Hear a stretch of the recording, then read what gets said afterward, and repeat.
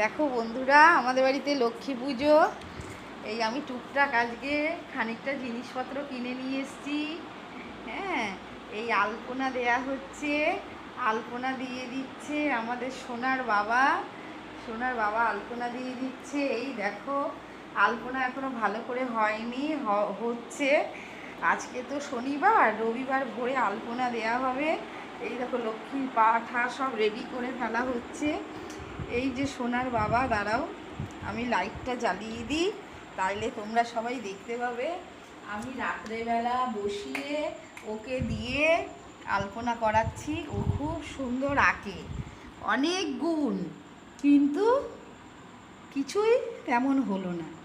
এই সুন্দর করে আলপনা দিয়ে দিচ্ছে, সারা বাড়িতে দিয়ে দেয় ও। আর আমার মেয়ে তো নেই, মেয়ে ব্যাঙ্গালোরে গেছে।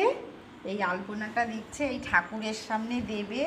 এই দেখো, গতবারের কত আলপনা আমার ঘরে রয়েছে, এইগুলোকে ঠিকঠাক করে আবার সাজিয়ে দেবে। আর এই জায়গাগুলো এই সুন্দর করে ঘরের দুয়ারে দিচ্ছে।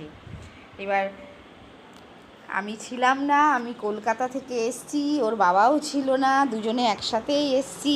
কিছু কেনাকাটি করে নিয়ে এসছি, অল্প কিছু। আজকে কার্নিভাল ছিল, বীভৎস ভিড় ছিল।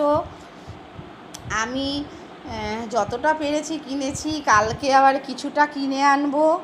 এনে ঠেনে সব কিছু করে পুজোর সমস্ত গোছানো গাছানো সব ঠিকঠাক করতে হবে। এই জায়গাটা দিয়ে আমি লক্ষ্মী পুজো করি, সরস্বতী পুজো করি। তোমাদেরকে লক্ষ্মী পুজোর দিন আমি দেখাবো সমস্ত কিছু আমি কি করলাম না করলাম। কিন্তু আজকে এই রাত্রে একটা ছোট্ট ব্লগ করলাম, তার কারণ আমার সোনার বাবাকে দিয়ে আমি রাত্রেবেলা বসে বসে আলপনা দেয়াচ্ছি, তাই তোমাদের এটা দেখালাম। তোমরা তো